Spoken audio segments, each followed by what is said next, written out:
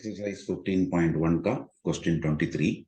A game consists of tossing of ₹1 coin 3 times and noting its outcome each time. Hanif wins if all the tosses give the same result, that is 3 heads or 3 tails, and loses otherwise. Calculate the probability that Hanif will lose the game. सबसे पहला इसको solve करने के लिए हम इस experiment का sample space लिखेंगे। तो सैंपल स्पेस हम पहला 2 कॉइन्स का लिखते हैं, H H H T T H T T. इसी को वापस रिपीट करते हैं।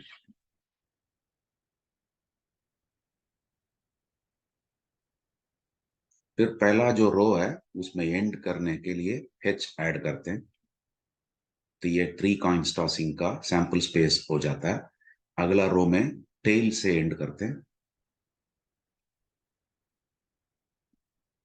ये निकला मेरा सैंपल स्पेस। अब 3 हेड या 3 टेल निकलने से ही उसको विन हो जाता है, अदरवाइज वो लूज करता है। तो मतलब फेवरेबल आउटकम्स फॉर विनिंग जो है खाली 2 ही है, ट्रिपल एच और ट्रिपल टेल। तो मतलब number of favourable outcomes for winning is 2 divided by 8, वो निकलता है 1/4। हमें फाइंड आउट करना probability of losing the game. So यहाँ पे मेरे को लिखना चाहिए था probability of,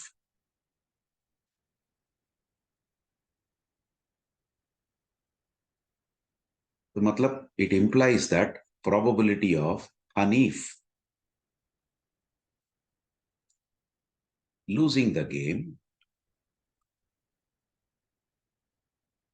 will be 1 minus of 1/4। मतलब विनिंग को हम कॉम्प्लीमेंट समझ करके 1 minus 1/4 करने से 3/4 निकलता है। यही है इस पर्टिकुलर क्वेश्चन का solution.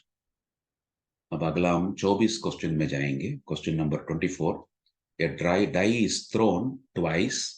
What is the probability that number 1, 5 will not come up either time, 5 will come up at least once? तो सबसे पहला हम इसका सेकंड पार्ट का हम आइडेंटिफाई करेंगे, will come up at least once. मतलब फेवरेबल पहले लिखता हूं मैं, 5 will come up at least once. तो ये जो है वो पॉसिबल ये हो सकता है, या हम सभी का पहले सैंपल स्पेस लिख लेते हैं। Sample space for a die thrown twice.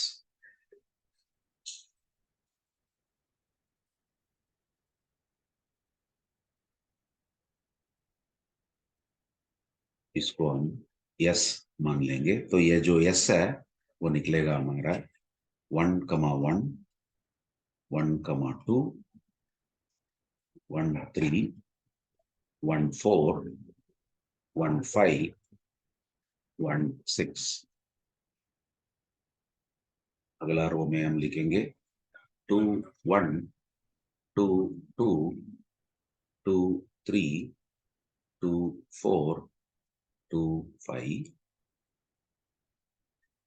फिर 3, 1, 3, 2, 3, 3, 3, 4, 3, 5, 3, 6, फिर 4, 1, 4, 2, 4, 3, 4, 4, 4, 5, 4, 6, फिर 5, 1, .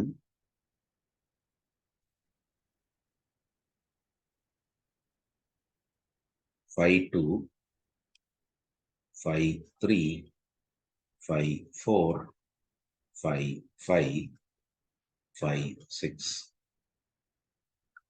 लास्ट रो में 6 1, 6 2, 6 3, 6 4, 6 5, 6 6. तो ये हो गया हमारा सैंपल स्पेस। अभी सेकंड पार्ट में 5 will come up at least once. हम नोटिस करते हैं तो यहाँ पे इस कॉलम में सब में 5 आता है एटलीस्ट वंस।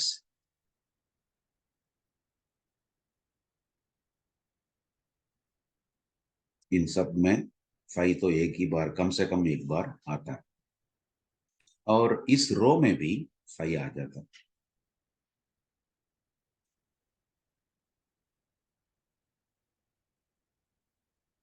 तो नंबर ऑफ फेवरेबल आउटकम्स हम लिखेंगे।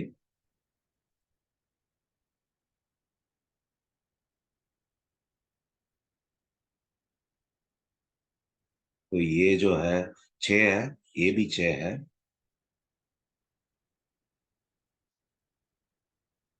लेकिन ये जो 5 5 है दोनों बार गिन लेते हैं हम, तो उसके लिए हमें एक बार सब्ट्रैक्ट करना पड़ेगा। तो ये निकलता है 12 minus 1 11। Therefore, probability of 5 will, what is that? 5 will come up at least once, will come up at least once, जो है 11 डिवाइडेड बाई 36, क्योंकि टोटल आउटकम्स है 36। अब हम फर्स्ट पार्ट को इजीली सॉल्व कर सकते हैं। फर्स्ट पार्ट ये बोलता है 5 will not come up either time. Probability of 5 will not come up either time. वो हो गया इसका कॉम्प्लीमेंट। तो हम लिख सकते हैं 1 माइनस ऑफ 11 बाई 36। वो निकलता है 36 माइनस 11 डिवाइडेड बाई 36। वो मिलेगा हमें 25 बाई 40। यही है इसका सॉल्यूशन। अब अगला क्वेश्चन में जाएंगे, इस एक्सरसाइज का last question. Which of the following arguments are correct and which are not? Give reasons for your answer. पहला वाला है, if two coins are tossed simultaneously, there are three possible outcomes: two heads, two tails, or one of each. Therefore, for each of these outcomes, the probability is 1/3. सबसे पहला हम two coins को toss करते हैं तो उसकी जो sample space है वो मिलता, हम ऑलरेडी देख चुके हैं, head head, head tail, tail head, tail tail निकलता है। तो डेफिनेटली डिनोमिनेटर में 3 तो नहीं आएगा, वो हो जाएगा 4। मतलब so probability of getting two heads is, एक ही पॉसिबिलिटी है 1/4, और probability of getting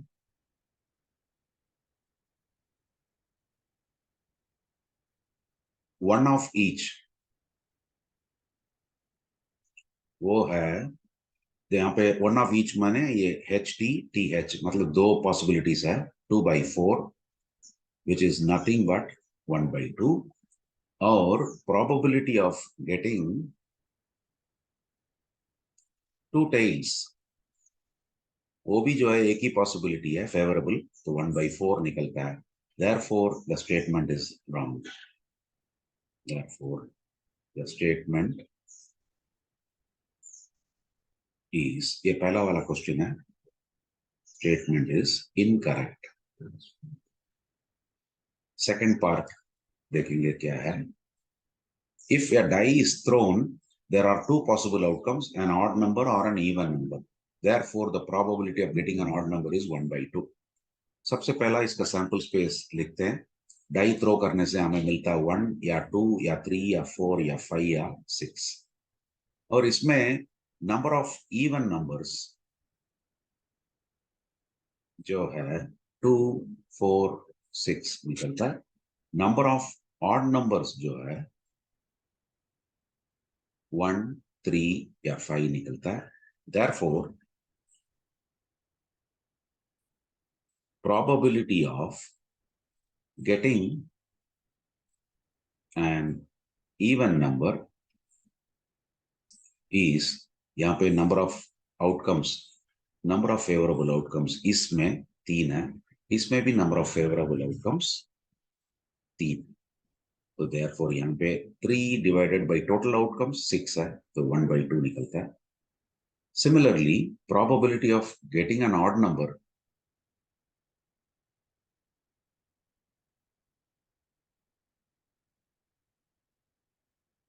number of favourable outcomes 3 है, डिवाइडेड बाय टोटल आउटकम 6 है, वो भी 1/2 है। इसका मतलब वो जो स्टेटमेंट है वो करेक्ट है।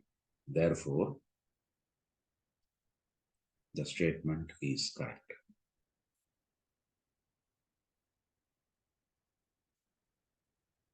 यही है इस पर्टिकुलर सॉल्यूशन प्रॉब्लम का सॉल्यूशन, और इस एक्सरसाइज को भी हम पूरा कंप्लीट कर चुके हैं।